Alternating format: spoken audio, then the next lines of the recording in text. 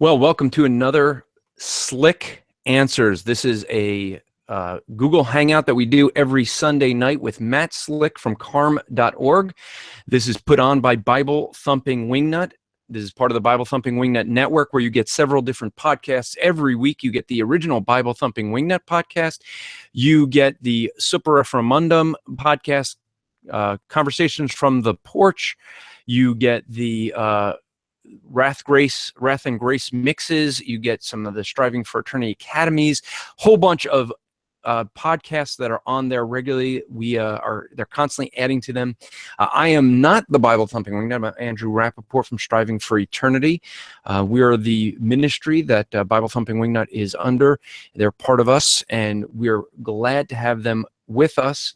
A great ministry, great group of guys. And we're going to tonight be talking with Matt Slick. It's going to be pretty much an open hangout, so we want to let folks know if you want to join, you're going to be able to ask questions about anything that you want. The topic is going to be pretty much wide open. So if you want the link to join, if you're listening on Mixlr, and you could go to Mixlr.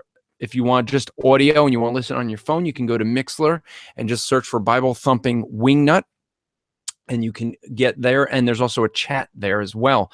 But I did drop the link to join in chat, and the link is also, if you're watching on YouTube, in the description is the link to join. So you guys could feel free to join and have anything that you want as a discussion.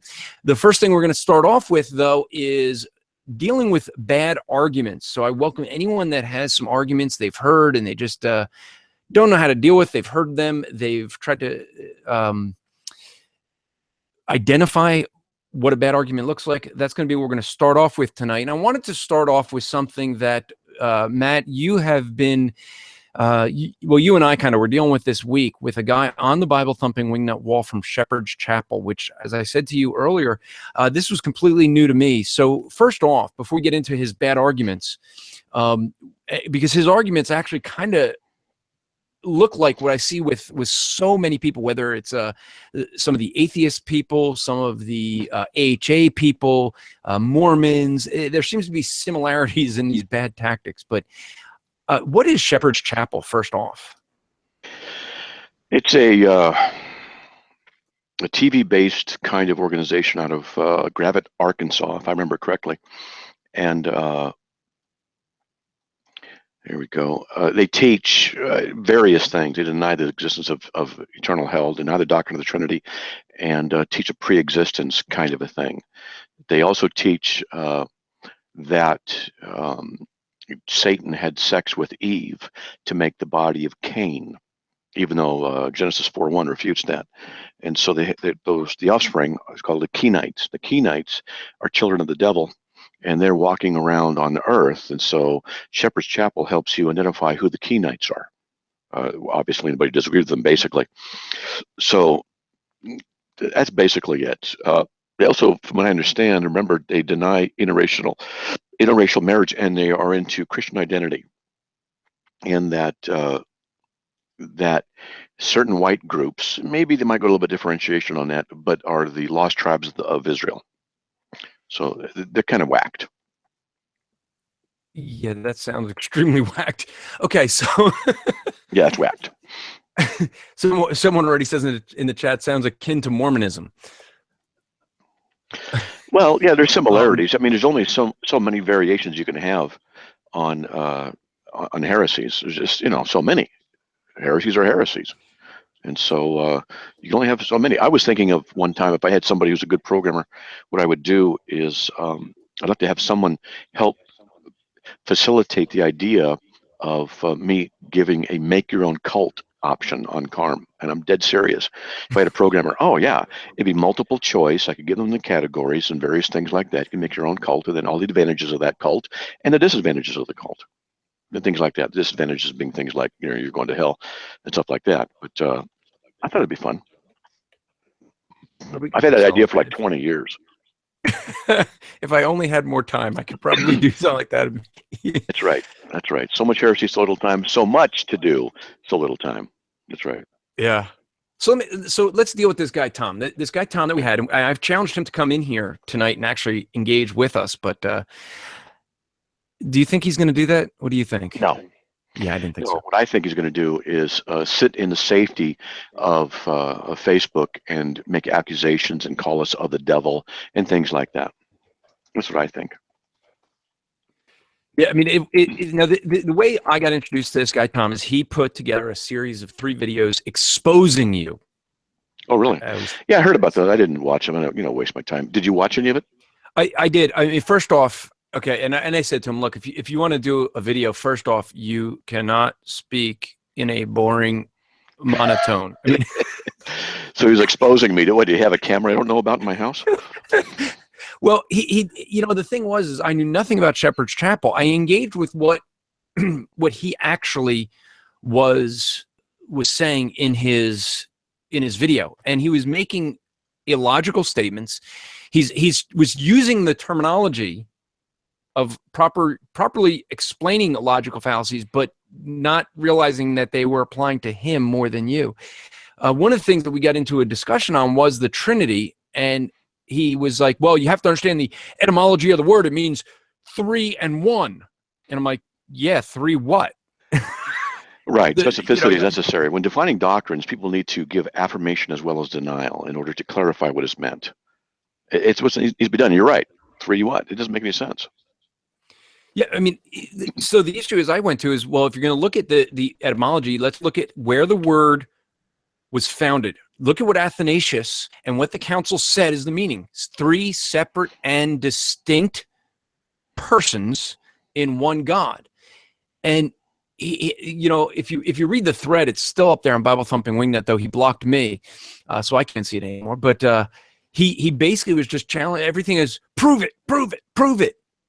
But he wouldn't give support. And this is some of the things you have seen this countless times, with whether it be in Shepherd's Chapel or others. There's a pattern that we can see with people that use bad arguments. And I thought maybe it would be good. You have been doing this for 35 years. You've 36. seen this 36. You're 1 year older. Well, in next year, in January, I just switched. I started in 1980 or 79, so I just use the switch of January. That's how many years I've been doing this. So at least 79 or 80, so I just say 80. So next year it'll be 37 years. How about that?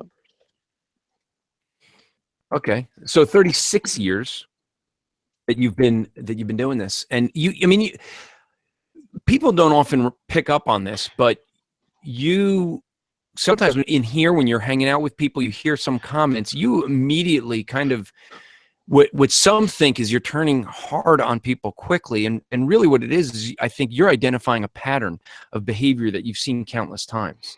Yep. So for the newer apologists out there who are looking up to you, I don't know why. No. But I'm taller than them, probably. It's the good looks, I'm sure. Oh, yeah, that's what it is. Uh-huh. Yeah. But seriously, for the folks that look up to you and want to learn from you and want to get an idea of, how to identify these things and really to get them up to speed quicker, could you give us kind of what are some of the things that you see when you see some things you can quickly identify this as this is a bad argument and here's why? Well, a lot of it's just art. Like a good musician can hear somebody play something and know if the person's a good guitarist or not. I remember watching a thing on Jimi Hendrix and Eric Clapton. In my mind, both of them are just incredible. But apparently they said Jimi Hendrix is better. I listened to them both. I'm like, I can't tell. But the people who know can tell. And there's some level of skill that's necessary. So since I have been doing this a long time, I developed that skill. And so generally there are keywords or key phrases or even, believe it or not, attitudes that you can listen for. And that just comes by experience. So with Shepherd's Chapel people, it's often a condemning attitude, a hostile condemning attitude with a little bit of mockery and judgmentalism very quickly. There's basically no grace. And that's what Shepherd's Chapel is. Mormons, on the other hand, they will talk about how they feel, and they'll point to Joseph Smith, they'll point to the Book of Mormon, or they'll talk about, I'll just jump. Then you get these groups that deny the Trinity, and then you might get them to say that they were baptized with Holy Ghost, not the Holy Ghost. The omission of the word "the" is very insightful there. Just things like that. And so when you start recognizing patterns, you start, no, oh, wait a minute, you said that, you said this, you start, whatever, and you start honing in on them. And then, what I'll do is I'll go fishing for information to see if I'm accurate. Sometimes I am, sometimes I'm not. And so what I'll try and do is just try and make the best of it each time I can and see if I'm right about things.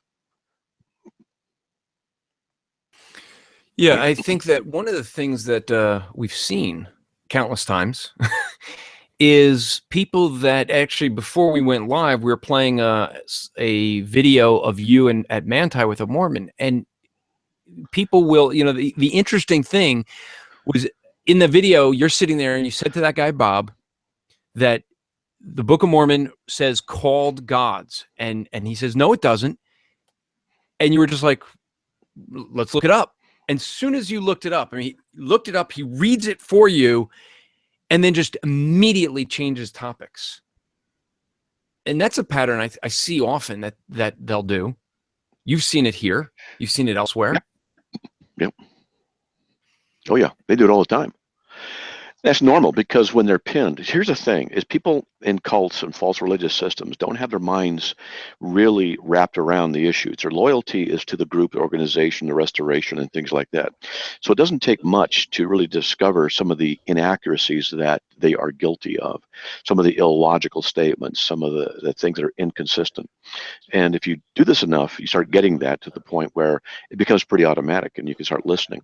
And so one of the things, for example, is they don't point to Jesus. Now, the thing that's really important is that this Shepherd Chapel guy, I'm hearing at my voice echo coming in, but what the Shepherd Chapel guy did was he never pointed to Jesus, never pointed to Jesus. It was always, you are wrong for attacking my group.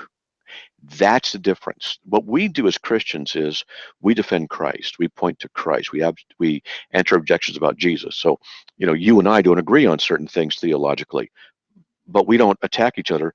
We tease each other, but we point people to Jesus. We want them to know that the Trinity is a deity of Christ, his physical resurrection, justification by grace.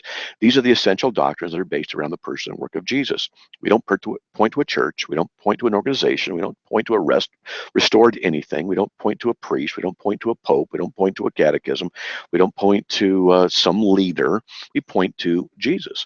And that's one of the major things that a lot of people just don't realize is necessary. That if you're going to be an apologist, listen to who they're bearing witness of. Just see, what are they talking about? Who are they defending? Now, sometimes they might be defending a certain aspect because that's all you're talking about, and I could see that. But the issue is, overall, are they pointing to Christ or are they pointing to something else? And that's another key, Okay, so somebody is saying that nothing that Matt said identifies a bad argument. So I didn't say anything about identifying a bad argument. That wasn't the issue. I'm talking about that relativistic idea, that subjective kind of idea of being able to detect. 'Cause that's what you're talking about. Things to watch out for. We can get into the logic errors. I did mention some logic error, the general thing of logic problems, but I'm just talking about this attitude that a lot of people have in the false groups. They don't understand that what they're doing is their heart is filled with things other than Christ. These are the things you watch for. Then you can tune in where they're coming from, and then as you get more specific, then you identify more and more of their bad arguments. Yeah, I believe you know who Mark Spence is, right? Yeah. So Mark is over at Living Waters, and he and I were up in New York, I want to say about 2 weeks ago, and doing some open air preaching. We had one of our regular hecklers. He's a guy who always looks to try to get any new Christian he sees that's out on the street, he tries to waste their time. And for most people that come into town, they come in, and this guy Solomon will dialogue with them. And it usually takes most guys half an hour, maybe an hour to recognize that Solomon's not actually looking for dialogue, and he's just wasting time. It took Mark about 40 seconds. He just asked a question. Solomon ignored it and just said something completely unrelated. Then Solomon asked something. Mark gave an answer, and Solomon just ignored the answer and just went to something else. And immediately he recognized this is someone that's not looking for answers. He's just looking to, just to waste time and not be reasonable. And Mark just turns to him and said, well, sorry, I don't waste time with unreasonable people. And it was like, okay. So it was amazing how he identified it quickly. And so what are some of the things that you look for, other than, you mentioned language, that certain key terms? Are there logical things that you look for? Oh yeah. That Oh yeah. When people, for example, they'll misrepresent the doctrine of the Trinity. They will fail to understand Christian theology. They will beg the question about their restoration. They take scriptures out of. You got to discover while you're having a conversation with them. They will often, just as you said, red herrings. They will avoid difficult issues. So this is one of the things I will do. A lot of people don't understand. I'll ask a specific question. Sometimes people might think I'm a little off topic, but what I'm often doing is simply trying to diagnose where they're at. And so I'll ask a question to see not only what they respond with, but how they respond, because both of those are significant. What they respond with tells me what they believe, but how they respond tells me what attitude they're going to have about our whole conversation. And so if they're going to have an attitudinal problem, I might steer them a little bit differently than I might if they're just going to have some way to just have a conversation. Okay, so we have a couple folks that are in here. Ask if anyone does have questions. Just drop it in chat that you have a question. If anyone who's watching or listening and you want to join us, the link to join is in the description of the video, and you could go to Mixler. I'll drop it into Mixler again for you, and you could go to the Mixer if you're listening there and join there. We have someone who's kind of becoming a regular here, Matt. Goes by the name of Brenda, but it is a guy. So he says he's got a question for you. So I think he's been here the last 3 or 4 weeks. So you can unmute yourself and go ahead and ask your question. Well, I would prefer that you use my proper pronouns and things like that. However, I don't want to get. Okay, I did. You're a he. I don't want to get mired down in that discussion. I'm just talking scientifically. I don't want to get mired down in that. My question has to do with the previous. My question has to do with the previous week. Matt mentioned something about a young Earth and his belief, or apparent belief. I wasn't entirely clear. What evidence does Matt have for a young Earth? I'm not sure how old the Earth is. Well, science knows how old the Earth is. It's no, 4.5 billion years old. Hold on. Let him go. Yeah. Science can't know. Yes, it can. Because it can't be observed. You're talking scientists, because science doesn't know anything. Science doesn't know anything. I don't understand that. Scientists know things. And scientists know that they have a horizon problem. The scientists know we have blue stars, which can't last millions of years. And that's why they assume that there must be an Oort cloud that makes new comets and new stars. Scientists know that the salt levels in the ocean continues to get saltier, and that there's not enough salt for millions of years. Scientists know that the moon pulls a little bit further away from the Earth's gravitational pull every year. And if it was millions of years old, can't possibly be. So there's a lot of things that scientists ignore when they're talking about how old the Earth is. Nothing you've said is in any way true. Do Okay, you believe that stars? Claim. You believe stars come from the Oort? Have you researched blue stars? Blue stars. That's not a classification. Where are these blue stars coming from? The Oort so cloud? I'll take that as a no. Have you researched the salt levels in the oceans? I don't know where you're getting all of this. So have you researched the gravitational pull and the moon? Yeah. You Yes. have. Okay. So Yes. is it pulling away or not? It's gradually moving. Yes, it's moving away. Okay. So far out of those, 2 of them you have no idea, but you're able to claim that I was absolutely wrong, and the third one you admit that I'm right. No, So- you're not right. I'm not, of the so moon. you didn't just agree that the moon is pulling away. It does not. It does. You cannot conclude from this that we have a young Earth because the moon I didn't is say moving that. away. You did. I said that what that shows is that the Earth can't possibly be millions of years old if everything stays as is.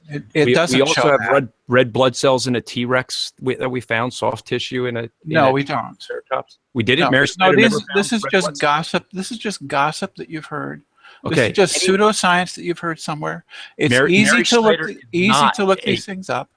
Yeah, it is. Look up Mary Snyder, red Yes. blood cells T-Rex. You're going to see that she's not a Christian, and she doesn't like that Christians use this as an argument for a young Earth. Why? Because she's an atheist. No, no. This is because it's bad science. Okay. Well, I'm Just glad like you're bad claiming astronomy. that- I'm glad that you're claiming that the atheist community does bad science. Thank you. I'm interested in your discussion about blue stars. This is one I haven't heard of before. What is that about? A blue star is a star that's extremely hot, cannot last. Basically it gets the color blue because of the heat, and the heat will eventually dissipate. It gets that color because of the heat? I'm not sure I understand that. I'm familiar with blue dwarf stars, but they aren't that color because of the heat. And you're saying that these come from the Oort cloud? Well, there isn't a thing as an Oort cloud. There is not such a thing as the Oort cloud. No, it's never been observed. An Oort cloud is a theory that was come up to explain how comets and blue stars could possibly exist, because they can't possibly last millions of years. So you think blue stars are in the Oort cloud? Or you think that scientists believe that blue stars are in the Oort cloud? No. So the argument that they have, and you know, I mean, if you want to talk creation, I'll be happy to talk to you, but this is really for you to dialogue with Matt. So if you're going to bring up issues that Matt doesn't have a position on, I'll leave it to Matt whether he wants to continue this, if it wants to be on creation. But you clearly need to do some homework first. Okay. Well, so, the point is that we do know the age of the Earth, and I was wondering if you or Matt had any positive evidence for a young Earth. I just gave you a bunch. That was not evidence. That was pseudoscience. Okay. All those things have been debunked. They've all been debunked.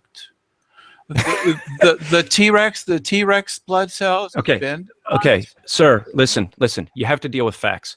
You admitted that you didn't know the details of the things I brought up. How can you say it's pseudoscience and debunked it? You can't say something is debunked that you haven't even studied, you haven't even researched, and you know nothing about. You are blinded by your religious belief. That's what you are. You have confirmation bias. You start with the conclusion. I gave you someone that is not a Christian, but because it's coming, a Christian's using it, you're going, it's pseudoscience. Mary Snyder is very much upset that Christians use her research to argue that dinosaurs cannot possibly be very old. Yes, because they argue incorrectly. They draw the incorrect conclusions. The same conclusion she drew, and that's why she retested it 19 times. I really doubt that. When I look into it, I'm sure I'll find out that you're wrong. Just like I will find out when I go to astronomy websites. Hold on one sec. The moon moving away does not. Dude, no matter what he says, you're just presupposing he's wrong because you're committed intellectually to science being right, no matter what you think science says. You're just demonstrating that you're not open to any serious discussion. You automatically said, well, I'm sure I'll find out what the truth is, and the truth is whatever you say or whatever you want science to teach. Let me ask you a question. Have you ever heard of epigenetics? Yes, I have. Okay. Do you know what it relates to? It relates to the ability of organisms to make changes in their phenotype. Very good. And there's environmental pressures influence phenotype. Yes. All right. Yes. Now, epigenetics is trying to be squashed, or scientists are trying to squash it. You know why? They're not trying to squash it. It's part of accepted biology at this time. Okay. Well, they're still trying to squash it in several areas. Do you know why? What would be the reason to try and squash it? Nobody's trying to squash it. Okay. What would be the reason to do so? What does epigenetics teach? It doesn't teach anything. Okay. It teaches. All right. Okay. We're done. Nice having a conversation with her. Trying to. Okay. So Well, I just don't understand the problem, because epigenetics is part of accepted science. It's not being suppressed. If it's being suppressed because it's bad science. But it's not. Okay. and what is it? And what does it teach? What does it teach? What are you talking about? Come on, dude. What does epigenetics? What is the problem that it posits against evolution? The neo-Darwinian theory about It doesn't pose a problem. it doesn't. So No. then, okay, it doesn't. Absolutely So you're not. telling me then that natural selection, which is supposed to be processed or motivated or the product of mutational issues, either through copying or cosmic ray interference on DNA, things like that, that is where the new information comes from. But epigenetics is saying information's already existing there, gets activated or deactivated according to environmental pressures. This is severely challenging the neo-Darwinian theory of evolution. Not really. It's augmenting it. Okay. This is not being passed down to successive generations. In other words, no matter what is said, you always are going to deny it. Always. Well, when you're wrong, I'm going to, and when you're right, I will. And I'm always wrong, aren't I? Yeah, you're not a very bright man. Oh, thank you. Appreciate that. We can go to the next person then. Yeah. So here's the thing, and before, just not a very bright man. What an insult. Well, see, but this is all that he has, because he's making an argument against things. You insult me. No. We're done. We're done. Okay. Look, here's the thing, and this guy, it's against my sexual orientation to approve of transgender foolishness. It's just my orientation is to reject it. So he needs to. That's just prejudice. That is. See, no matter what I say, it's always wrong. You need to support. Do you know the difference between being gay and being trans? Dude. Okay. Can you? It's okay. Support my view, my orientation. Do you agree with my orientation? I mean, that I have the right for my orientation, which is to be repulsed by transgender stuff, gay stuff. Do you support my sexual orientation in that way? It's the way I was born. Do you? Has my volume been readjusted? Yes. Do you? That's not a sexual orientation. That's prejudice. Goodbye. Okay. You're a bigot. Goodbye. So you have. In other words, if I have a sexual orientation against what he likes, then it's prejudice. But if he has one that's perverse, then that's his orientation. Double standard. Now, this is a great example, folks, of trying to have a conversation with somebody that you can't really have a conversation with. No matter what you say, he always will rebel against it and always deny it. It doesn't matter what the issue is. They will always do the other side. That's the left stopo. It doesn't matter what your arguments are. And we wanted to talk about bad arguments. Here you got to see it. I mean, here he comes in and says you have no evidence. Right. And when he's saying that's been debunked, it's bad science, he's debunking a bunch of non-Christians. Yeah. Mary Schneider did not come out with her research. I think it was for like a year and a half. And the reason why she said she didn't was because she knew, notice it, she knew that the earth was older than her research said. So she would not come out with it until she had a way of explaining how the red blood cells could last millions of years. That's confirmation bias. That's someone that starts with a conclusion and just accepts whatever information supports the conclusion. That's right. It's called prejudice. And he says, I'm the one prejudiced, but he's prejudiced. You see, nothing is allowed in an atheistic worldview where scientism is the law and scientism is the idol. Nothing is allowed to disagree with it. You are always wrong no matter what if you disagree with the status quo. That's called bigotry. When bigotry is that you are not open to any other ideas whatsoever. Now, I just said, when you asked me about science, I said, I'm not sure how old the earth is. If you were to press it and said, do you have any evidence? My answer would have been, what I'm going to do sometime, hopefully when I get some time, is to collect the kind of evidence I would have documented so that when I talk to somebody here, I could say, here's from this journal, here's from that journal. I don't want them to be able to say something like he does, just denying. Oh, it's just not true. It's been debunked. He doesn't know what he's talking about. And someone is correcting me. It's Dr. Mary Schmelzer, not Snyder. I got it wrong. Bad memory. But since he's still here, Matt, I'm curious. I want to. Can I just ask him a couple of questions? I'm curious. Go ahead, whatever. Yeah. Let's see. So, sir, you can turn your modulation down. I think you're a little over modulated there. It's a touch. Yeah. Sir, do you believe that in science?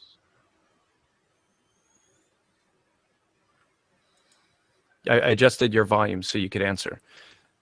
Answer what? You haven't asked a question. I said, do you believe in science? Do you believe science has the answers for things? I accept that science is a good method for determining facts. So genetically, were you born male or female? I was born trans. We know now that we know now. A Y chromosome or a genetically. Yeah. Were you born with a Y chromosome or an X chromosome? We know now that transgender identification is biological in origin. No, we don't know that. What we do know is that we do know that things can change the genes. But what I'm asking you is, when you were you born with a Y chromosome or an X chromosome? We're talking science here, so I'm trying to ask you. It's not a both. It's an either or. And that isn't how gender actually works in humans. Okay, so just I figured we'd just get that for the record before we booted them. What you got to see there is someone who doesn't accept science, but they accept what they would like to have science say. Science is being used as a religion these days, I think, right, Matt? I mean, that's basically what we're seeing: science as a religion. And Matt, are you there?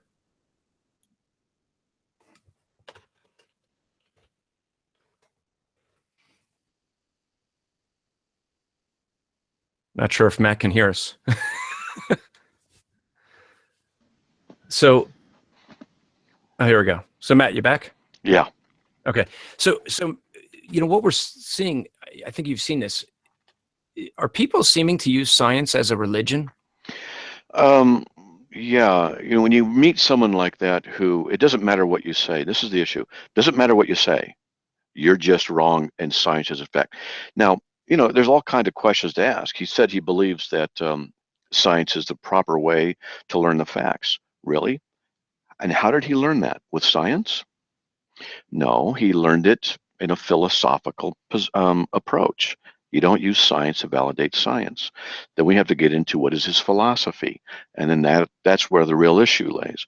What he's doing is using science as a servant to his assumptions. And he's selective in what science he uses. Now, I happen to know that there are some severe challenges to old Earth stuff, but I don't want to present them until I have the documentation. So, in other words, you didn't want to do what he was doing by just making a conclusion before researching it. Yeah, he's just concluding everything. It doesn't matter what you say. You can just see. He's a good example of well, I don't know.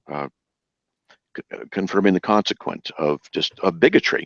I'm not calling him, people might say I was calling him a bigot. Well, hold on a sec. I'm going to do it right now. Define bigot, because he called you one, so yeah, well, that shouldn't be an issue. This is what a bigot is: a person who is intolerant towards those holding different opinions. Well, everybody has a certain level of bigotry. As I said, my sexual orientation is to be repulsed by homosexuality and transgender stuff, and he just calls it a prejudice. But no, you see, it's the way I was born. I've always been that way, and it's my orientation. But it's a double standard. But when it suits him, then it's science. But when it suits me, then it's a prejudice and it's bigotry. His position is one of bigotry. He is intolerant of anyone holding a different opinion. That's all. So the Leftopo, and he's a member of the Leftopo. The Leftopo use misinformation. They don't listen to the other side. They don't entertain the validity of another person's argument. They have, well, let's just say scientism, naturalism, and certain things that they think that are absolutely necessary for proper thinking, but they don't know if these things are absolutely necessary for proper thinking, as is the issue of the scientific method. I like to get down to the heart of issue, like I say. And if anybody wants to talk about the scientific method, which I'd love to do right now, if you've got someone who wants to discuss the scientific method, and is it the proper way for learning, and how would you know, what are its limits, and things like that. Because I'm going to tell you something, the scientific method is a philosophical approach to learning. That's what it is. And it makes assumptions you can't verify. So it's a philosophical approach. Why would someone use that as a philosophical approach? And it's because it affirms the consequent. That means that their arguments are ultimately circular, which means their whole basis of reasoning is invalid, which means they haven't done anything or accomplished anything true. All they're appealing to is what's called pragmatism. It works, so therefore I'm going to believe it. But that does not mean you have truth. And the illustration I give, I don't know if you read my little thing I sent you about booklet, but one of the illustrations I give about pragmatism not necessarily giving us truth, it may, but you can't affirm that it does. So let's just say there's a path. To the left, there's a cliff. To the right, there's a forest. And a man is walking along this path. And a tiger jumps out of the forest at the man to attack him. The man ducks. The tiger goes over the cliff. The man's saved. So he concludes, or he theorizes, that all you need to do when you are attacked by a tiger is duck, and you'll be saved. That's his theory, or his hypothesis. 100 feet later, a second tiger jumps at him. He ducks. Lo and behold, he's saved again. And so now he's verifying. So 100 feet later, the same thing happens a third time. Well, now he's tested his theory and it works. So he concludes that whenever a tiger jumps at you, all you got to do is duck and you'll be saved. Now, we obviously see the problem here, okay? His logic is faulty. But the idea is just because something works doesn't mean it's true. What'll happen in the scientific community is that they will see things that work, and they have their own ways of suppressing information that doesn't agree with their conclusions ahead of time. It is true that in the scientific community, if you go against the status quo about the evolutionary theory, you can lose your tenure, you can be ridiculed, you can lose your job, because the scientific community, if it is that honest and if it is that full of integrity, won't have any problem with a scientist seriously disagreeing. That's what should happen. They have their own ways of suppressing truth and looking for what it is that they want to find. And so they do. And then you meet people like this, I call him Bob, and who comes up, and it's automatic. I have trouble when people automatically just dismiss whatever you say. They don't examine it. They don't look at the issues. They don't see if it's interesting. They just dismiss it outright, except for the one thing he said about the blue light thing. And but when they just basically, that's their pattern, is to just ignore, just dismiss. I'm not going to have a conversation with them because they're not open. They're too much of a bigot, and I'm not going to be able to have a conversation with them. So I just go move on. That's all. Well, Matt, you brought up the scientific method. Can the scientific method prove, as he said, the age of the Earth? All scientific method does is this, and there's different definitions of what it really is, but basically it's this: observation. Why did that happen? And then you ask the questions. You develop a hypothesis. A hypothesis is an untested idea. Okay. You then develop an experiment to test your hypothesis, to learn, in order to be able to explain the phenomena that you first observed. Then through this testing methodology, you adapt your experiments according to the data that comes in through past experiments. Hopefully what happens is, if your hypothesis was sufficiently close to practicality, and I use that word on purpose, practicality, then what you do is develop a theory. A theory is that you are now testing things and things seem to be verified. Sometimes in this procedure, though, the experimentation destroys the hypothesis and then you have to abandon it. That's not a failure. That's a good thing. and they will admit it. That's a good thing. They have a hypothesis. They develop a set of experiments to test hypothesis and find out that their hypothesis was way incorrect. They dismiss it. No problem with that. I actually did that, where my hypothesis was incorrect in a social studies thing for my bachelor's degree. I found out that my theory, my hypothesis was incorrect according to the data, and the professor who read me the information, and we concluded, yeah, my hypothesis was incorrect. He said, well done. That's exactly what we're supposed to be able to do. So this is what basically the scientific method is, but it doesn't ever guarantee that what you're learning is correct. What scientific theory really does is say, to one degree, there's different kinds and avenues in which it can be looked at. So look at it this way. You have a laboratory and you have certain chemicals, and when you put them together at a certain rate and a certain quantity, you get a certain result. Well, you can then assume that every time you do that, everywhere on the planet, you get the exact same result. So they might go one place, they might go to 10 places and test it, and it works exactly. Then what they do is they say that's a theory that when these chemicals A, B, C are put together in this certain pattern, you get this exact result. Okay, that doesn't mean that it's always going to be that way every part of the universe. They have to assume that's the case. What they do is they assume that their experimentation has led them to a truth value. They assume that it's a truth value, and it's within reason to assume that there's a validity there because of experimentation repeatability. So that's one kind of experimentation. But let's take a look at fossils, for example. What do you do in the scientific method to test that? Because fossils are a form of evidence, but evidence for what? When you look at the fossil record, can you repeat an experiment? Can you say, I predict such and such? Well, yeah, you can. You can say, I predict in the evolutionary theory, the neo-Darwinian theory of evolution, you say, well, I will predict that at different rock strata, for example, the older are deeper and the newer are on top, and therefore I would assume in the theory that less complex biological structures will be fossilized deeper down than higher than when you go up. And so what you find, generally speaking, in geology is that very fact. You do find that stuff like that.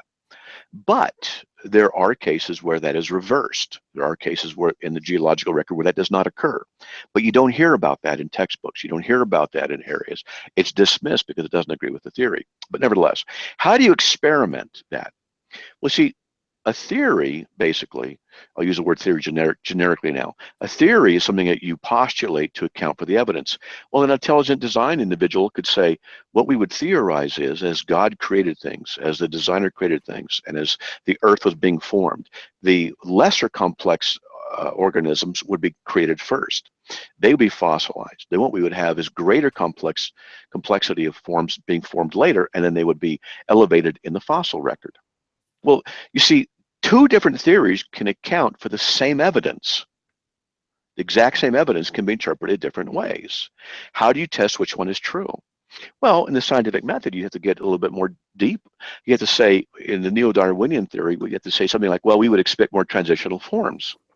But in the intelligent design theory, you would say, we would not expect very many transitional forms, if any. What do you find in the fossil record? You find sudden breaks. You don't find transitional forms. Now they're going to say, yes, you do. Now we'll get to that in a sec. And so what you find is sudden, non-transitional formed development of the evidence of the fossil record. So the evidence actually leans towards an intelligent design model, not towards a neo-Darwinian theory of evolution. Now, sometimes what they're going to do is they're going to say, look, what we see in the fossil record are transitional forms. Here's a question. I read this out of a book once. It was examining the fossil record, and it was a brilliant question. You know, you'll see, like Eohippus, for example, you'll see horse transitions, smaller to larger. And you'll see what looks like a small horse and looks like a bit bigger horse and bigger. Let's just say there's 5 iterations. There's more, but let's just say there's 5. All right, you have 1, 2, 3, 4, 5. 1 is small, 3 is medium, 5 is the big modern horse. And they'll find these fossils in the records at different levels. And they'll say, see, they're related to the same thing. And here's the question that in the book they asked. Real brilliant question. How do you know? And the answer is because they look like it. That's the answer. They look like it. Is that science? Because see, what looks like it is subjective. It looks like it is, so therefore it must be. Is that science? How do you test that? Well, it looks like it. We would expect that things that look like it are going to be the transitional forms. Really? This is science because it looks like it. This is what they're doing when they look at the fossil record, is that they're imposing a affirming the consequent kind of idea. Well, there's the evidence. I believe that, as a scientist, in particular science might look, say, I believe that what the fact is, blocking a reflecting of a light in my monitor. There we go. That if it's true, because it looks like it's true, then when we find a more complex thing that looks like it fits in, then that confirms the theory. How do you test that? You don't, because at the heart of this is the experience and the subjectivity of the observer, who says it looks like it, so therefore it's true. See, there are problems in the scientific methodology. And that's not to say that science is bad, because I wanted to be a scientist. I might want to be a marine biologist when I was younger. I love science. I mean, just last night in bed, I watched a science thing on the formation of the planets and how Jupiter played the major influence, and how the different theories of ice and this. I thought it was interesting. That's what I watch. I like it. And so I have no problem with examining things. But I'm just saying that when you look at the scientific method, it's not as all clear as everybody wants it to be. And so what we'll sometimes have is an irrational, illogical, presuppositional affirmation of science. And there's a reason for it, because they can use it as an intellectual excuse to not believe in God. Furthermore, how do you know that the scientific method is the right method? Well, they'll say it's because it works, because we have computers out of it. Well, okay, that's fine, it works. But how do you know that that is the right way? You don't. You can't use science to develop that. You have to use a philosophy. And like I said earlier, it's a philosophical approach. A philosophical approach is used when you have certain assumptions that you begin with in order to get to a conclusion. And so when you assume naturalism and physicalism, then what you have is well, let's just say a bowing to the issue, the scientific method, because it serves your purpose, your preconditions.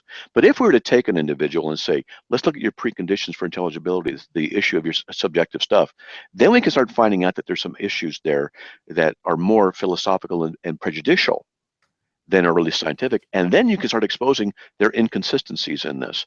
And it's really not an issue of the science now. It's an issue of faith and expectation of what they're looking for. And that means that the evidence that anything in science might produce will have to be interpreted in a manner consistent with their assumptions to begin with. So ultimately, they're self-refuting because they're subjective. This is a problem in the whole thing. Okay, so you mentioned observation. Someone observes something, and they test it, and they write it down, correct? Yeah, that's fair. Okay. Yeah. So has anyone observed and been able to create and write down, basically the scientific method, the creation of the universe? Well, they can't, because they would admit that science has certain limitations, and rightfully so. They can't observe the formation of the universe. So what they're going to do is, like a forensic pathologist might look for evidence that leads to a certain conclusion. They might have a theory, and they're going to look at it. So what they would look at would be, there's philosophical assumptions that are necessary to show that there's a beginning of the universe. For example, we can't have an infinite regression of uncaused causes. That's just logically impossible. So, we do have something like the Big Bang, and the Kobe experiment with the background radiation seems to support this. And there's some, plus, the universe is expanding out from a central point, so they have a Big Bang theory. So it's logical to conclude that there had to have a beginning, but even though it can't be observed. So the scientific method, this is why, I offered earlier, the scientific method is not as exactly defined, because scientists themselves are recognizing there are certain limitations to it, but they really don't have a better methodology. The reason they don't have a better methodology is because they're mostly atheists. Now, if I were a scientist, and I love science, and when I was in high school, 2,000 students in high school, some professors decided to develop a college-level physics class, and they only approached, let's just say, 20 students, if they would be interested in it, if they were to develop it. This was we will develop a class. It'll be very difficult. It'll be hard, and it's something extra you can do. Would you be interested? And I said, yes, I would be. They developed a class, me and some other guys. And I mean, I like science, all right? I don't want anybody to think I don't like science. I love it. I understand it. I remember once I had to take an exam for Xerox Corporation in order to be hired on. I never got hired, but in order to be hired, you had to pass a certain exam. And this exam was full of physics problems and mathematics problems and logic issues and things like that. And I'd just been out of high school a year or two, and I was just too young, whatever. But I was in this big room with a bunch of people, and only one person finished the test ahead of me by about 10 seconds. This is a guy in a suit, and he's like 35, 40 years old. So they called me up a week or two later and said that they had graded my exam, my test, and they said only 2% of the people ever pass. And I literally said to the lady who told me this, I said, "You're kidding me. That was not difficult." And she said, "Yeah, we know it's not. Just people don't know." And I'm just telling you, I like science. I really do. I appreciate it. However, it has its weaknesses. You have to make philosophical assumptions in science, and these are assumptions that suit the end. The reason we have to examine the issue of what undergirds a person's affirmation of science is that we have to know what they're looking for. As a Christian, I would have no problem being a scientist at all. I would love to do scientific research. I mean, I wish I had another 100 years of life just so I could do science. I mean, I love it that much. I really do. But you see, I have an advantage that they don't have. Because I know that God exists and he's behind everything in the universe, I know that there's going to be regularity, and I can count on regularity in the universe. I know that I can trust the laws of logic to represent the methodology that I'll be using properly. I can account for those things, and I know that God's not going to fake me out. I know that there's going to be things that I'll be open to learning because the mind of God can be behind them. Now, with those who are scientists, who are atheists, they'd say that's not a logical thing. Why not? Because science must be restricted to the physical realm. Why must it? Because that's what science is all it's for. Gotcha. If it's all it's for is for learning the physical realm, then you cannot use it in any way to affirm God's existence or deny God's existence. And that's another philosophical approach, because what atheists often want to do is presuppose that God doesn't exist, and they say, we will use science to show that he doesn't. Nothing in the scientific method has shown us that science works. I mean, that God exists. How do you know? Because we look at a petri dish, we don't see God in there. Look at a telescope, we don't see God in there. The methodology between the scientific method and discovering God are different. They're category mistakes. There's all kinds of issues underlying these issues here. And this is why I sometimes run out of patience with people who are so adamantly, and you nailed it right, Andrew, that someone who's so religiously committed to the atheistic scientific methodology that they cannot see their own subjectivity, they cannot see their own blindness, they cannot see the philosophical presupposition that they have, that they can't even justify, and yet they will use science to deny God's existence and demand of God certain things. They don't realize the arrogance that they're committing. They don't realize the subjectivity that they're walking with. They don't realize. That's a problem. Okay, so before we go to Cody, I want to ask you something that you brought up just to get you clarified or explain it further. But I do think there's, and I always say, I think there is the only scientific evidence that we have anywhere in the universe for the creation of the universe by someone who observed it, created it, and wrote it down is Genesis 1:1. And so anyone that wants to deny that God created the universe, they're rejecting the only scientific evidence that we have. Matt, you mentioned something called a fallacy called the affirming the consequence, which basically all science has to do. So could you explain that fallacy, and then we'll go to Cody? Yeah, affirming the consequence simply means that you're looking for a certain thing, you're looking to find it, and that's what you're going to find. Okay, that's it. It just means that you're going to find it because that's what it is. The consequence is what you're looking for, therefore that's what it is. Atheists do this, for example, in the issue of objective morality. So how do you know when something's wrong? If it hurts somebody, causes harm. Really? That's the consequent. That's it. If the consequent is it causes harm, then it's bad. How do you know? Because that's what we affirm. That's why it's wrong? Correct. So it's kind of a circular thing. Now, just to be fair, we Christians do this too. We do it too in the sense that we affirm God's existence, and then we find things that develop and support that. Everybody does this. We have to, so to speak, beg the question. And everybody does that to some degree. Now, here's the question I then ask, and which worldview makes sense of our assumptions and makes sense of the things that we use to begin with? Which one makes the most sense when if a Christian affirms God's existence right from the beginning and then looks for evidence to support it? The atheists will say you can't do that.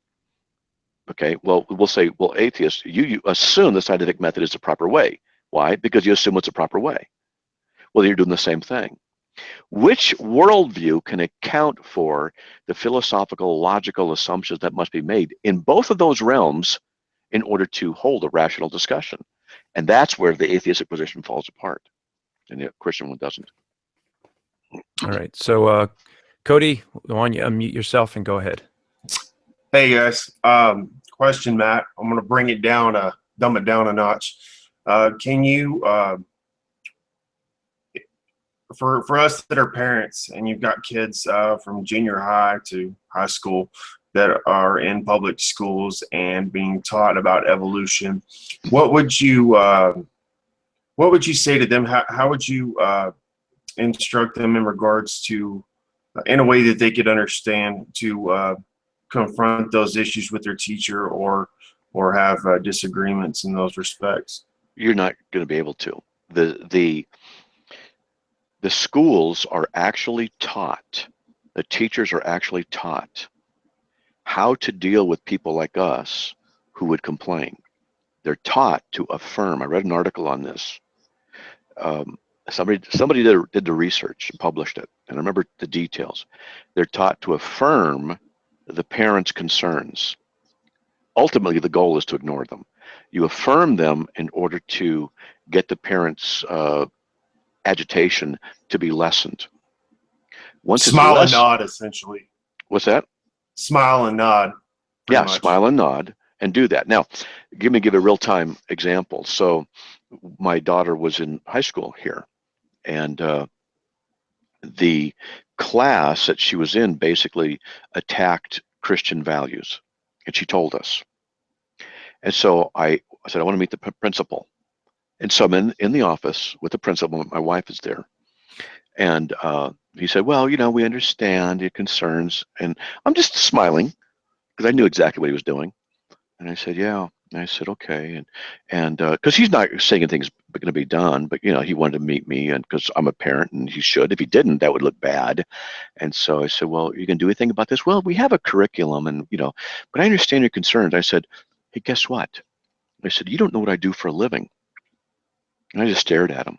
I said, I'm a Christian researcher. I have a radio show. And what you're doing is exactly what the research that I've discovered says, that you're going to affirm what I say. You're ultimately not going to do anything I say, because you have a curriculum, you have people you got to answer to. And when the parents complain, you will acknowledge their complaint, but nothing's going to change. And I said, here's what's going to happen.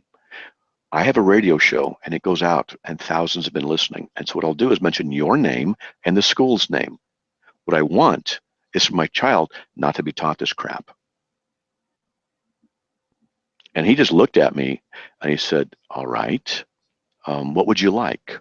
I said, she needs to be able to change class, or I need to be able to come into class, and I need to be able to stand there and disagree when necessary. And I said, so what do you want to do? And that was it. She was free to go. Now, I can't force them to change curriculum, but what I could do, I did. And they're not used to that kind of a thing. Of course, I have an unusual thing. I got a radio show, and I told them I got a website that gets millions of hits a year. And I said, oh, yeah, I'd be glad to let people know what your name is, teacher's name, everything. They don't like that. I said, it's all documented. I'll only say exactly what we've said here. My wife here is a witness too. And that's how to play. Okay. So it's part of the liberal agenda, and we need to start fighting back. And there's ways to fight back. That's one of the ways to do it.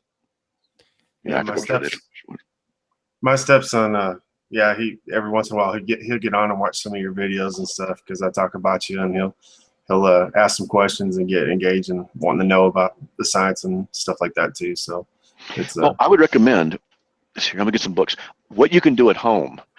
And I'm actually working on something. I have had to put it aside for a while, but here we go. I'm gonna get a couple of books here that I would recommend that you get. And a couple of them on intelligent design, but I'm looking for, here we go. Okay. Now I'll give this a third one. Okay. So this is by William Dembski. All right.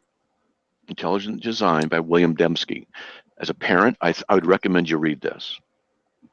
And I was reading through it and had some problems, and I called him up, and we had a phone conversation, and he explained some things. I read this about 10 years ago.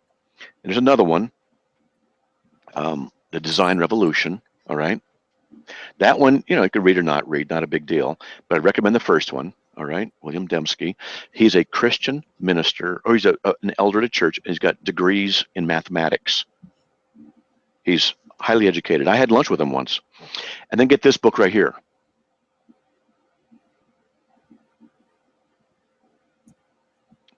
Icons of Evolution. I recommend every Christian read this.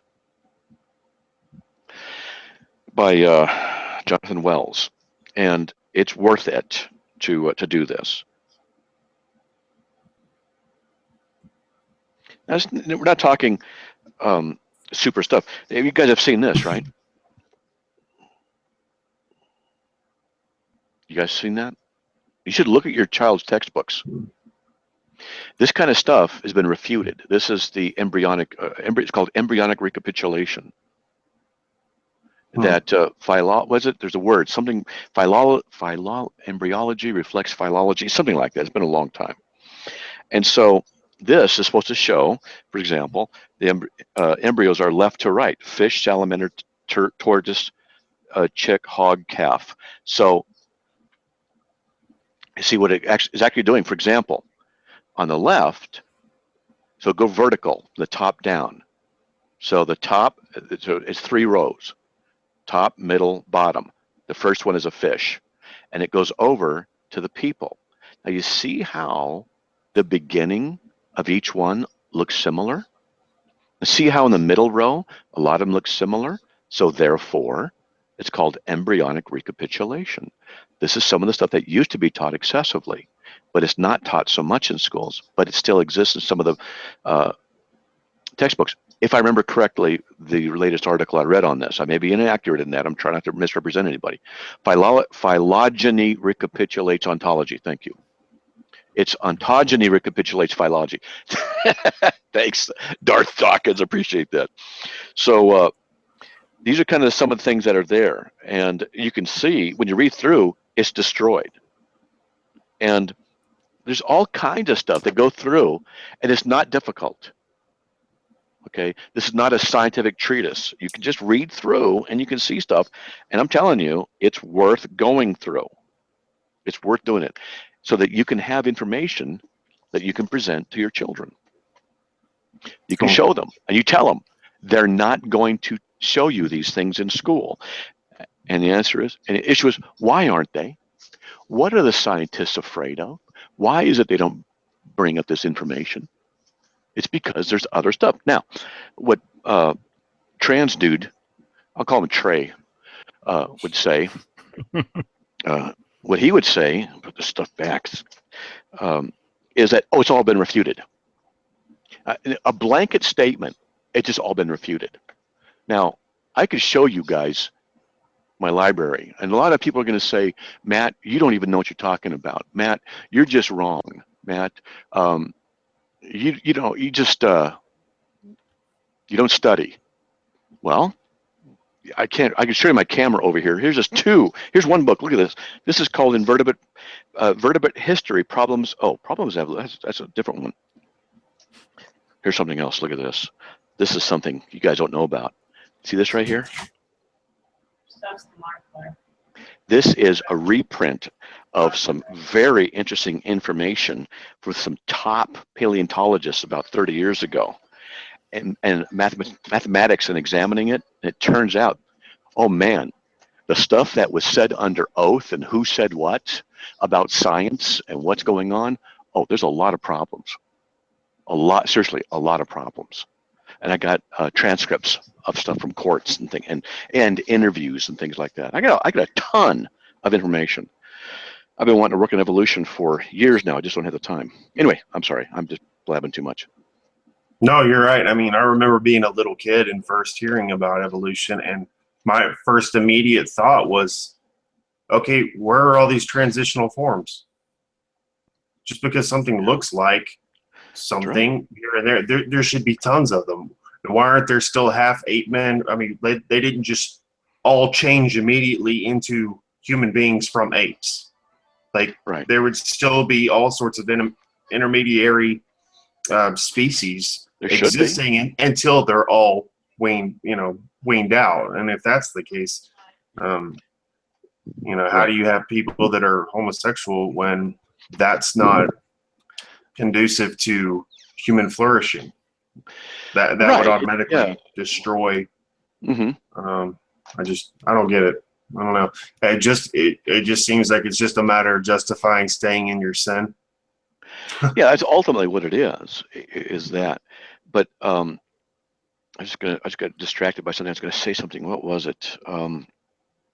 Oh man, sorry about that. At any rate, evolution has its problems. Oh yeah, I remember what it was. Get this. You ever studied the woodpecker? Of all things, the woodpecker. Have you? Oh, okay, you're muted. The woodpecker. Did you know that the tongue goes down from the throat, down by the vertebra, by the neck, then comes back up over the skull, and there's a groove in the skull, and the tongue comes up the skull, under the scalp, comes down between the eyes, down through one of the nostrils, and then out the mouth. Now, not only that, but the vertebra in the neck have to move not at an arc like this, not like that, okay? But when the head goes, it has to move this way. That means the musculature has to be able to expand and contract to keep the head level. Plus, there's a cushion inside the skull for the brain and in the eyes. Now, I could just see mom and pop woodpecker, and their little woodpeckerette is stuck with his tongue down his throat. This is early on is developing, and the mom woodpecker's concerned. What are we going to do about Junior? His tongue is stuck in the back of his throat. And he says, well, don't worry. In thousands of generations, thousands and thousands and thousands of generations, it'll eventually come out his nose after it's going on top of his head, and then he'll be able to get insects inside of trees. Now, seriously, I've read some stuff on them trying to explain on the scientific method how, through some science explanation, how the tongue benefits survivability by being stuck in the back of the head when it's not long enough to come over the head. How does that work? You would be amazed at what they try and say in order to make it sound like it's actually plausible. That's just one of the biological problems existence evolution that evolutionary theory cannot explain. It's all kinds of stuff in there. There are all kinds of problems. Yeah. There's a frog where the fertilized eggs are transferred from the female into a fold in the back of the skin of the male. Why? For survivability. Wait a minute. So the other frogs just lay the eggs, put them in a medium, and they grow. What do the other frogs do? So they go from the body of the mother into an environment like a pond, and then they grow. But in this one, they go into the back under a fold of skin. Now, how does that work? How does that evolve? They don't know. Where'd the fold of skin come from in the male? I mean, you see them, the two frogs fooling around, and it's time for her to lay the eggs, and she says, "Look, I'm tired of you getting all the fun, and I got all the work, so I'm going to lay these on your back, and that's how you're going to take care of it that way. And then he develops a fold of skin for it. And seahorses, yeah, that's another problem. And then there's all kinds. Anyway, we'll go on. There's a lot of problems out there. But if that has no bearing on my life, or I can believe in evolution to, not have to acknowledge any to maintain my personal autonomy. I mean it.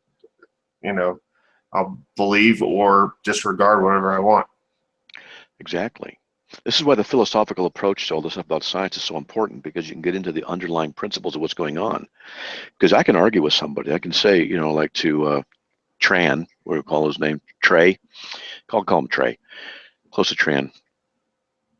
Or call him Tranny for short. I don't know, whatever. He's going to just say, well, for example, the woodpecker thing. How's that work? Scientists have answered already.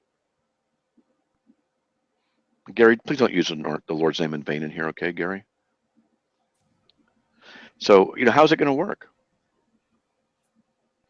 And Gary, it's against my sexual orientation to affirm transgenderism. It's just, you want me to go against my sexual orientation? Gary, do you want me to do that? You want me to go against my sexual orientation and not affirm that? I don't affirm that. Well, I appreciate it, Matt. Sure. Thanks for taking the time to. Okay, sounds good. Hey, Gary, do you? I don't know if Gary's listening. Do you want me to add Gary to the broadcast? It's up to you. Whatever. Whoever's next, Okay. whatever. Well, next was Vince, but and I lost the connection, so I lost my group chat. So if folks in the chat have a question, just put it back in, and I'll add you. But Gary, you can unmute yourself and go for it. No, I'm just appalled, to be honest with you. Like Brenda is a female. She is a female. I know you may not see her as biologically one, but she is a female in every demonstrable sense. She lives as a female. She dresses as a female. She's transitioning into a female. So what sense is she a man? Because she was born as one? Scientifically. It's my sexual orientation to not agree with that, to find that to be reprehensible and inappropriate. So what do you think, Gary? Should I go against my sexual orientation? What do you mean your sexual orientation? Your sexual you're straight, aren't you? You're heterosexual. Yeah, I'm a heterosexual by by sexual orientation, and along with that, my sexual orientation is to be repulsed by homosexuality and transgenderism. That's the way I was born. That's not what your sexual identity is, right? Your sexual identity. Yes, it is. I identify that way. Absolutely, I do. You better believe I do. I'm telling you right now. That's how I identify myself. Oh yeah. So you identify yourself as somebody who, your sexual orientation is against. My sexual orientation is to be heterosexual, attracted to women, and repulsed by homosexuality and transgenderism and transvestism and all that. That's my sexual orientation. So what do you think? Is that okay for me? No, I don't think it's okay for you, because again. It's not. Why not? That's my sexual orientation. Why isn't that okay? Because that is not what a sexual orientation is. Sexual orientation is who you choose to sleep with. Sexual orientation is who I choose to sleep with? But wait a minute. That's not what orientation is. It's not who you choose. It's how you're born. No, but you get sexual action upon it is a choice. Like for example, I know people I agree with you. They're acting on it, whether they're born with it or not. That's not the issue. It's what they do. Right, but it's all about consent and all about willingness. Because again, there are people out there who are straight or gay but choose not to have sex because that's not part of the lifestyle they've chosen to live. My sexual orientation is wrong, you're saying? I'm saying that your judgment of others is misplaced, I'm saying. I didn't ask you about that. It says my sexual orientation is to be heterosexual and also to be repulsed by homosexuality. Okay, and I'm writing this out so I can type it in there. Transgenderism and I am so repulsed by transvestite stuff. Right, but why does it bother you? What? Is what I mean, because right, we're both Christians. Even though you might not class me one, I class you one, right? and it is in the Bible that we're not to judge others, that we shall be judged. Yet you're judging somebody else because of the lifestyle they've chosen, because of the choices they made in their lives, because that fits who they are inside. And then you go into using rather bigoted slurs. Let's not rinse it around. Wait a minute. Wait. So I just put it in there. My sexual orientation is to be heterosexual and also to be repulsed by homosexuality, transgenderism, and transvestism. Now, I'm just asking, is that okay for me to have my sexual orientation? Because that's not what sexual orientation is. Okay. Sexual orientation is who you choose. No, again, you're married to a woman. I choose to be that. I choose to be that. Yeah. Right. But how long have you been married to this person, if you don't mind me asking? No. Define sexual orientation. Define it. How long have you been married to your wife? Almost 30 years in about 2 or 3 days. In 2 days, it'll be 30 years. How about that? All right, happy anniversary. But the problem is that you won't want to be with another woman and she won't want to be with another man because you have a sexual attraction to each other that has grown probably with familiar attraction and stuff like that. That's the way that your personal psychological sexual attraction has worked to this woman. The way that somebody else's psychological attraction, it means that they feel that the body they were born with was wrong because they feel. Look in the text. Look in the text. Okay. This is off of I just went to the dictionary, on Google and just looked it up. A sexual orientation, a person's sexual identity in relation to the gender to which they are attracted, the fact of being heterosexual, homosexual, or bisexual. I identify myself as a heterosexual who also, because of that, is repulsed by homosexuality, bisexuality, transgenderism, and things like that. So there you go. Is that okay for me? No, because that's not an orientation. You're a hypocrite bigot. I'm sorry, but you're just unreasonable. How about because transgenderism isn't a sexual orientation for a start. Look. What you do is I apply the definition. I define it for you. I give you what I am according to what I've chosen, and you say it's not okay for me to choose that, but it's okay for somebody else to choose something else. In other words, you're the bigot. You're the one who's the hypocrite. You're the one who's not being consistent. I'm showing you this, and you don't seem to care because all you're doing is bowing to political correctness. That's all you're doing. You're not thinking this through. No, right. Because the thing is, for a start, you're getting it wrong. Transgenderism isn't a sexual issue; it's a gender issue. For a start, it's about having gender rights. Doesn't make a difference. I'm repulsed by it. How are you repulsed by it? Well, how's it? This is how. Watch this. Ready? That's how I'm repulsed by it. No, I'm saying, how does it affect you? Is a question I'm trying to get at. It affects me by being repulsed, and I don't like it shoved down my throat. I don't want to put it on TV. I don't want to promote it on radio. I don't want to put it into various forms of media, and then be made to feel bad because I don't agree with their perversion. That's how it affects me, and affects a lot of people like me who don't like it and who resent the Leftapo trying to tell me what I should and should not be feeling in a moral sense because I'm the bigot. You know what? You can screw that. Right, but we're not telling you how to feel. We're telling you that. Yes, you are. The left tells us how to feel. Yes, it does. It says we ought not be repulsed. We ought to think. We ought to accept them. That's what it says, that we're obligated to accept them for what they are. That's an attitudinal thing. Don't give me this stuff. Don't give me this. You're just so far left, you can't even see the middle. Gary, did you demand that Matt needed to apologize to Brenda? Yeah, that's right. Yeah, because he based on what? To Brenda? You mean tranny? He used a bigoted term. What bigoted term? And so did you. So are you going to apologize to Matt? Right. Right. Here's the bigoted term. You just denied that Matt can have his orientation, so you used the same bigoted argument. So are you going to apologize to Matt now? You're judging him, which you said is wrong. If I use the bigoted term against Matt, I do apologize.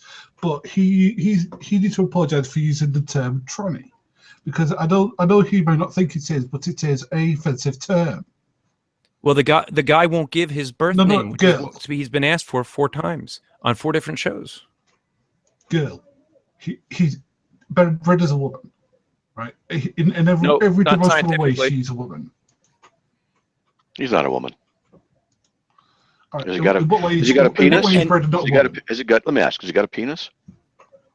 I don't know what phase of transition Brenda is at the moment. Okay, so let's say he's got a. I don't know. I mean, too personal. But if he's got a penis, and and he has to take chemicals in order to alter his biology. Well, hey Matt, why do you think it is that when he came in, it was the very first time, that was one of the first things he made a point to point out? Because he identifies with sexuality. Because it's another idol. He wanted to make it an issue, didn't he? Yeah, it's serving the flesh. And I think what it does is it gets people like Gary to plead his case. It doesn't work here. And yet Gary, he claims to be a Christian. Matt, does the Bible teach us that we are not to judge, or does it teach us and actually command us in John 7:24 to judge, but talks everywhere about the standard? Which one's correct? Actually, it says both, not to judge, but one context has to do with judging someone's salvation when it's not really up to know. But we can in certain areas of that when we know that they're denying essentials. We can do the same thing Jesus pronounced. Now, also, we are to make spiritual judgments in 1 Corinthians 2:15, which I'll put in the text here, says that we can make spiritual judgments. So those who try and use the Bible against us, 1 Corinthians 2:15 right there, but he was spiritual, appraises all things, that he himself was not appraised by anyone. And the word appraise there in some translations is judges all things. Anakrino. Krino is to judge, and so anakrino, to appraise, to make judgments upon. So yeah, we can. Yeah, in fact, I'm just going to turn there because I couldn't bring my logos up on this computer. But John 7:24, actually, it's in the Greek. It's a command to judge. We're commanded by God to judge others, and anyone that thinks that we're wrong for judging others is judging us. Excellent. There it is, John 7:24. Do not judge according to appearance, but judge with righteous judgment. I'm going to start using that one. And in the Greek, that word judge, are you judging by appearance? Because hang on a second, you're contradicting that though. Because you're judging this person based upon what you find icky. No. We're judging. That's my sexual orientation. We're judging it based on what God says. That's what Matt is doing, and that's First I said it was just I'm just using their argument against them is all I'm doing. They say we have a sexual orientation. That's what they said. So therefore it's okay. Well, then I have a sexual orientation. Therefore it's okay. But the double standard comes out quickly. For them it's okay, but not when it's us. The left stopo doesn't like the idea, or the gay stopo does not like the idea of people thinking clearly, thinking critically, and using the same arguments against them. We're automatically wrong for that. See, what he should do, if you want to really get in a conversation any better, is say, you know what, I think you have a point there. You have your orientation, and they have their orientation. And then the question should be, which one's the right one? What do we do about the differences? That's how he should do it. Right, but that's not what she's doing. And we stopped referring to him. She's a she. No, he was I disagree with that. A he. He's a he. Okay. Scientifically, I mean, that was the discussion, wasn't it? Science. Okay, let's talk about science. He's a confused which one of person. us, Matt? Are you relying on science or feelings when you say he's a he? I'm just with his birth, and let me just say that I want to answer this accurately. I'm not using science because I haven't tested him. He said he's born male. He's doing a transition or whatever. And so I disagree with that. It's a legitimate option. And so it is icky. I think it is icky, and it's not natural. And I don't buy into the liberal thought that justifies various, let's just say, illogical perversions and things like that. I don't buy into it. Okay, so let's say, for example, Brenda has gone through all the transitioning and now has fully transitioned into a female. Is she still a female? Let me back up for a second. I'm going to say something. As a Christian apologist, I have to defend the truth, and I also have to defend the issue of keeping society to be normal in the sight of God and others. Now, even though I've been very firm here, you might be surprised, but I can also be very compassionate with someone who I believe was very confused. Let's just say that this guy finds my address and he knocks on my door, and he identifies himself as this Brenda. I would welcome him in. I said, come on in, sit down. I wouldn't be ready to mock him. I wouldn't be ready to hate him. I wouldn't do anything other than treat him normally. But I would tell him, I have a problem with this transgender thing. And because it's my belief, and because it's my religious belief, and I'm protected according to the Constitution, to have my religious belief in place, that I cannot, in good conscience, go along with what he says. Now, I hope that he would then say, oh, I can understand that. We have an area of disagreement, and then we discuss the issue of disagreement. Because if he wants to have an argument, and you do too, you need to show me the respect you want me to show that person. But you're not doing it. What I'm doing is battling your attitude. You don't realize this. Okay. Your attitude is a bigoted attitude. I really apologize for that. But, right. Maybe you don't know where I live, right? I live in Manchester, which is near one of the biggest gay LGBT communities in Britain. So if this issue is a bit close to my heart, not because I am, but because people I know in my personal life are, and it does. Again, I don't try, to judge them. Again, I try to understand where they're coming from. And I think that I think the problem is that you don't actually know anybody who's gone through this process and knows how difficult it is. Oh, I understand how difficult it is to some degree. Now, this was what made fun of me when I was on the Daily Show, when they Frankenstein me and made me say things I didn't really say. But I used to have a friend who, when I was at a gym and he came into the jacuzzi or the spa, whatever you want to call it, there were other people there. He sat down next to me. We just started talking. Within a minute or two, I knew he was gay, but you couldn't tell. I just knew. We ended up becoming friends, and we hung around each other for a while. And he was a nice guy, and I suspected that he was gay, and it turned out he was bisexual. And so we went out clubbing together. We did things together, and finally, I still remember this. He sat in the car with me and goes, "Look, I want to tell you something. We've been friends for a year." And I said, I knew what he was going to say, and he told me he was bisexual, and I said, okay. He knew I was going to go into the ministry. I said, yeah, I know. He was blown away. He said, what do you mean you know? I said, I knew within the first few minutes of meeting you. And he was blown away for two reasons. One, he said, nobody knows unless I tell him. He says, I'm blown away that you knew. And he says, and second, why would you be my friend? And I said to him, why wouldn't I be? You see, I understand what you're trying to do. Trust me, I do. I was friends with this guy. He ended up getting married to a woman. And the wife at the wedding told me why he married her. He said, largely, it's because of my love, my patience, my kindness to him, that he saw that someone could accept him for what he was. Now, here, what's happening is I'm being told what I need to do. Don't you get it? No, we're asking you. No. We're asking the same level of respect that you wish for yourself to treat other people with the same respect. Well, right. Let me jump in and finish. If you're asking me to, then you're giving me the option, aren't you?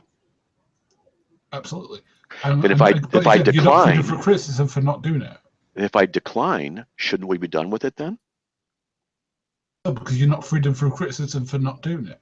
Well, if I decline to agree with you, is that okay? Should we be done with it then? If that's all it is just you asking, and I decline to go that way, then shouldn't you just say, okay, we're done? I wanted to see my part, and we move on. Isn't that how it should be? But no, it's not, because you're trying to convince me. You want me to go against my view. You're the one battling me. So Matt, let me just give a different perspective for Gary. You say that we should understand. Well, let's look at what a non-Christian scientist, expert in a field, says about the issue. His name Paul McHugh. He's at Johns Hopkins. Okay, he has made it very clear that it is a mental health issue, and that's how it should be treated. Do you think we should treat it as a mental health issue?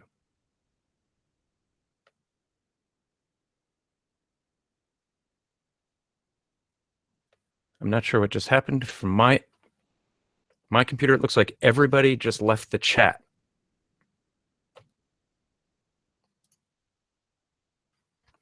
I'm not sure what just happened. Well, while I'm waiting to see if people are going to join back in, or if I'm still on, I'll refer to this article from Johns Hopkins University psychiatrist. There is no gay gene is the title, and he basically says that this should be addressed as a mental health issue. Hello? Yeah, I don't know what happened. It looked like everyone just dropped out on their own. Can you get back in?